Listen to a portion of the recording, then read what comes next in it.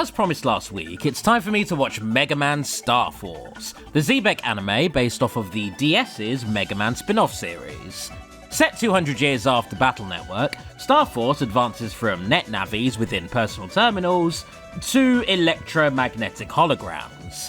But the abundance of viruses and otherworldly threats to humanity are as present as ever, calling for another grade school student to come in and play hero.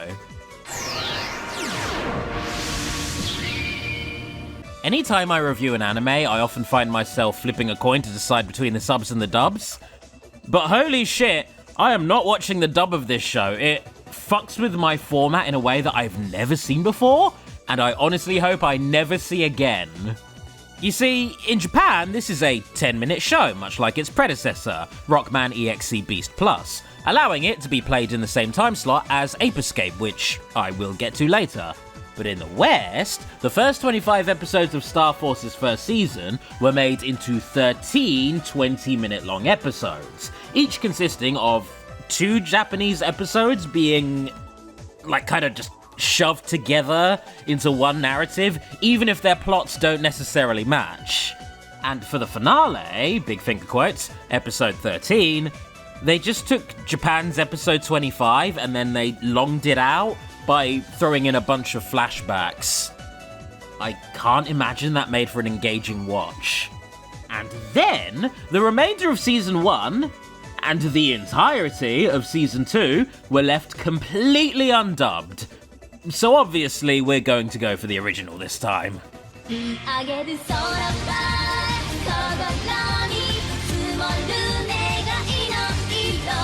Episode 1, Fugitive Warrock, begins on a space station that seems to be having some trouble. なんだあれは。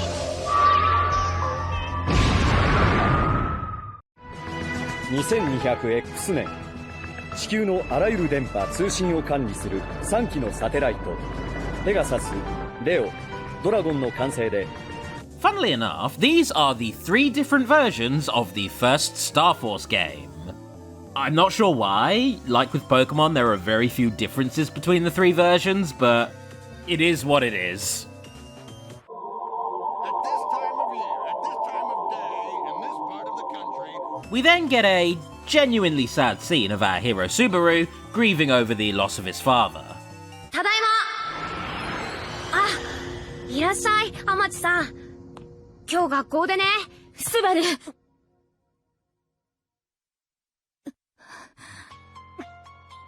宇宙ステーションの事故現場で。 And as he's still processing this grief, Subaru is unwilling and unmotivated to return to school. Although, a certain somebody arrives to try putting a stop to that. 小玉小学校5年 A 組、白金ルナ。 She looks like a young Lusamine. And if she's even half as conceited, oh my god, my man needs to run. That said, the episode ends with something of a stinger, as we pan upwards to a conflict between some alien entities. アンドロメダを起動したのか。やばいよ。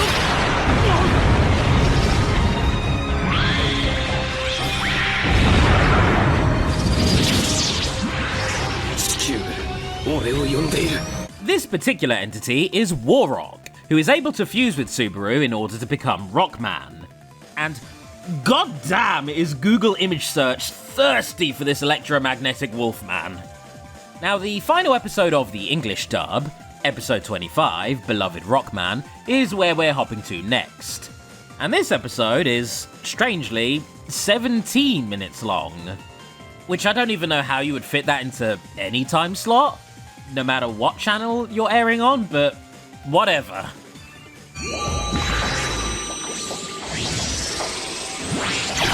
We start with Rockman laying the smackdown on some viruses, while Harpnote, this series' answer to Roll, jumps in for the assist. This leaves an onlooking Luna, a massive Rockman fangirl, very, very jealous.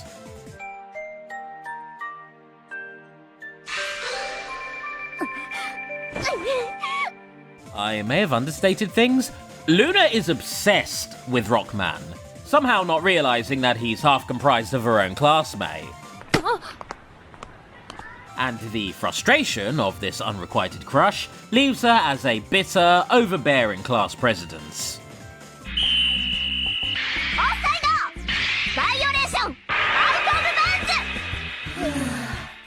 In order to help cheer her up, Subaru and his pals invite her to a concert to see a young pop star, Misora, who just so happens to be the human half of Harp Notes. But while they queue for the show, another frequency modulation alien appears, this one bearing violent intent. あら、久しぶりね、オフィカス。ウォーロックは私じゃ倒せないわよ。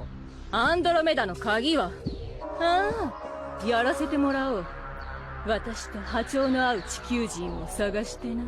Naturally, the atrocious vibes that Ophiuchus gravitates towards are those belonging to Luna, and oh my god, the parallels to Pokemon Sun and Moon just keep on mounting.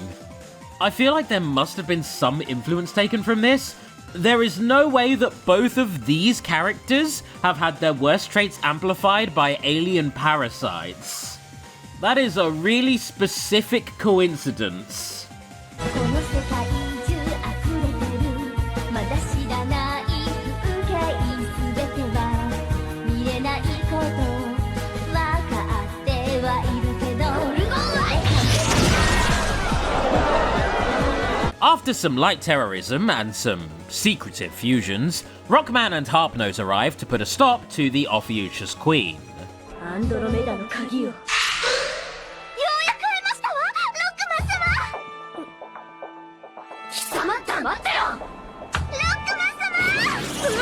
With the two halves of this fusion having wildly different goals, the result is an enemy who fights fiercely while continually fangirling.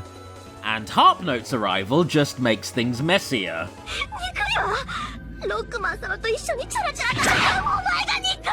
With some power-ups and special abilities, the two of them are able to take the Queen down, forcing them apart.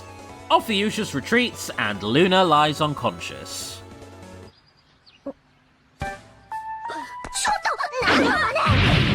When she finally comes to, Luna is none too pleased that Rockman has bailed, punctuating the dramatic irony by having a go at Subaru.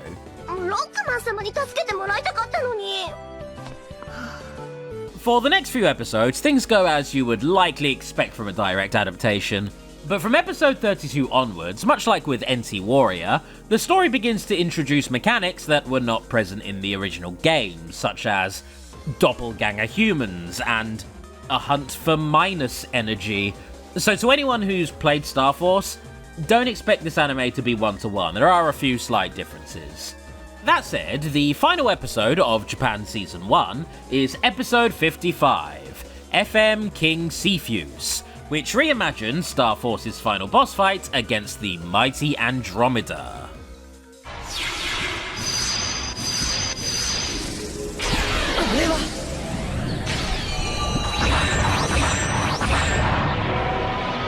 With some help from the titular Pegasus, Leo, and Dragon, the last surviving amplitude modulation aliens along with Warrock, Andromeda is left open to a final blow.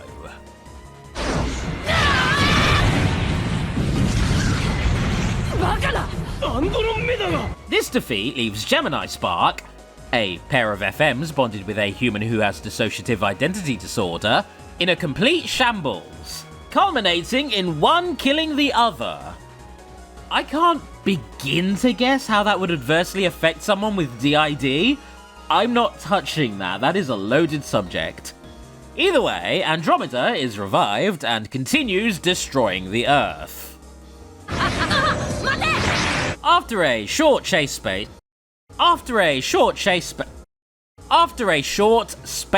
chase, Rockman is forced to destroy the key that gives Andromeda life, leading to this tense moment.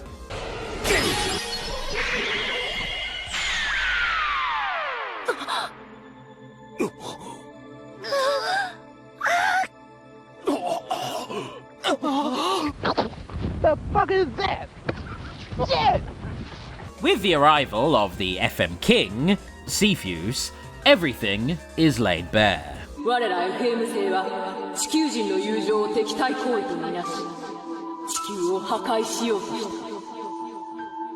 たかつて AM 星を滅ぼした時と同じ過ちを繰り返すところだった。 FM 王としてここに懺悔する。 Well, shit. You might have genocided an entire planet over violent paranoia, and you almost did the same to us just now, but yeah, apology accepted, I guess. I mean, honestly, if you're strong enough to kill us all in an instant, it would be silly for us not to forgive you. At this point, King Cepheus does back up his remorse by allowing Subaru to see his now electromagnetic father again. And said father explains that this entire misunderstanding began over humanity's offer to brother band with the FMs. Brother banding, in this context, being a process that binds your soul and memories with someone that you really trust. A process invented by none other than an adult Netto, who, in order to invent something like that, must have followed in his father's footsteps and studied computer science, most likely at a PhD level. So as per fucking usual, all of the problems in this series are ultimately Dr. Light's fault. I'm sorry, I don't mean to keep going off about this phenomena, but I didn't expect to run into it here. Least of all with Netto being the Dr. Light. No matter what goes wrong, it's always the consequence of a well-intentioned Dr. Light. Stop doing anything. Put your doctorate on a wall, host some university lectures, stop baiting the apocalypse. No matter what timeline it is, your bloodline is very cursed. Rockman の正体はスバルなんだって。委員長もあの時見たでしょ。いいえ、見てません。何にも見てません。 And so we return to a peaceful status quo. I mean, whatever the hell happened to Sukasa's brain after all of that is still very much up in the air, but that can be for his therapist to figure out, none of our dang business. After a few keystrokes of research, it turns out that I might have been barking up the wrong tree. Tsukasa in this show doesn't exhibit the split personality that he does in the games. In this, he's more of a willing pawn to Gemini, and from this point on, he's fully amnesiac, basically not involved. So it's safe to assume that the writers were just afraid to do too much with him. And yeah, you know what? Understandable. But moving on from all that, we have Star Force Tribe, which is based on the second game. And in the same way that Beast and Beast Plus introduced transformations based on otherworldly beasts, well, I don't need to finish a sentence as specific as that, do I?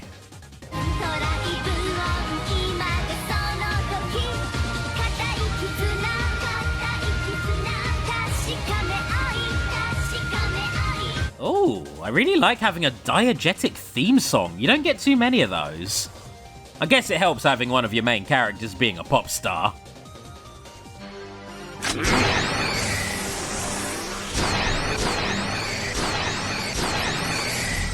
So episode 1, The Legacy of Mu, begins with an influx of viruses, which really shouldn't be the case given the peaceful resolution with Cepheus. この電波ウイルスは地球で誕生した新種のウイルスじゃないかと思うんだ。 Distracting us from this new threat, we see friendly scientist Shinsuke Utage invent the Utage area, name pending, which allows for electromagnetic materialization and... Wait, that's just the dimensional area again. But a little bit more redundant, since physical manifestations are already a thing in this world. Like, mate, I think you're 200 years late on this one.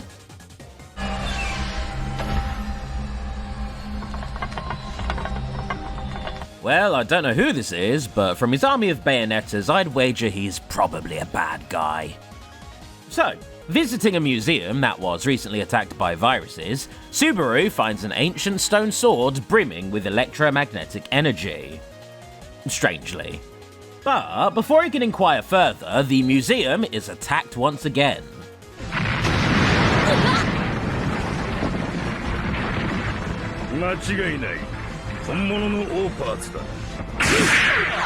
Rockman doesn't stand for this, pursuing the mysterious Beast Man, only for another seemingly unaffiliated villain to step in and try stealing the thing. everybody really wants this magnetic MacGuffin. お前たちに渡すもんか。つかめ、ウォーロック。Fucking oops.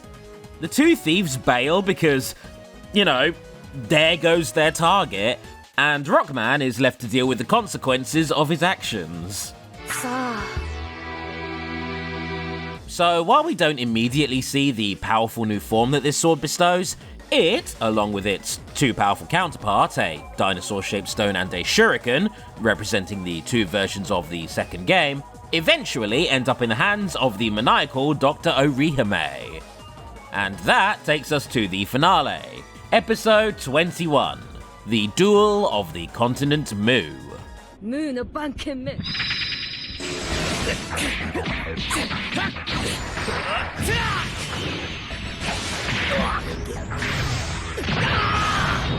So with the help of her henchmen, including this ancient minister-looking dude, Orihime is on track to awaken the final boss of the second game.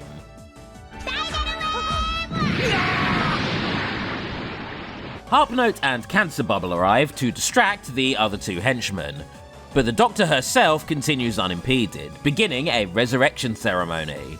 And the results? Honestly horrifying. 電波体は電波体のエネルギーを吸収して大きくなるわ。 With his friend's life at risk, Subaru does not hesitate in diving into the purple death liquid, allowing for a fantastic final stand. 星川スバル。バカな子。もう少し利口だと思ったけど。 Now you fucked up! By drawing power from all three artifacts, Rockman can assume his ultimate form as the Tribe King, making him basically untouchable. And this is genuinely sick. Here's him curb stomping the most powerful enemy.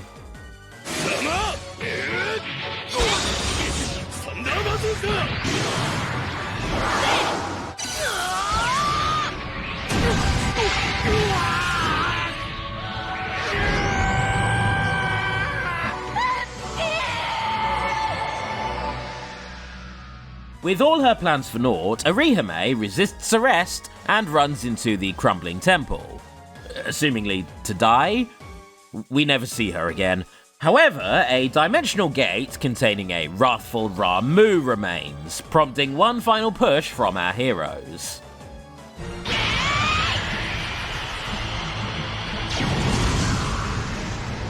And with this final blast, the continent of Mu is completely sealed away and destroyed forever. There is no way Orihime survived that. She is super dead. So, with the world fully at peace, the gang go listen to one more performance from Misora.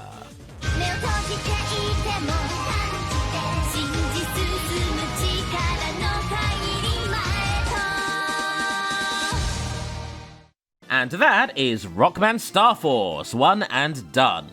I promise this review wasn't wrapped up so quickly because of the self-imposed time limit.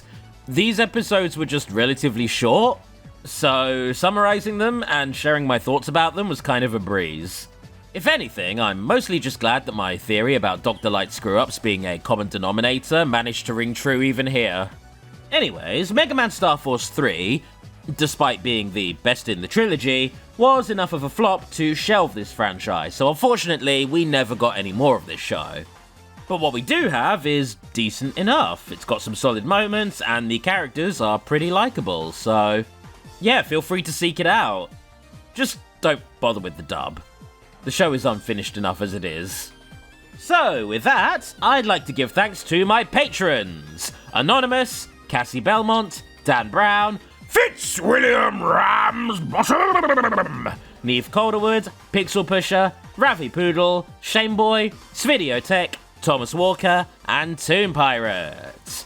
This week, I've got a public poll on Twitter asking if you want something live action or something rated 18 plus next week, so go for it. I'm curious to see what you're going to choose. Have a good one.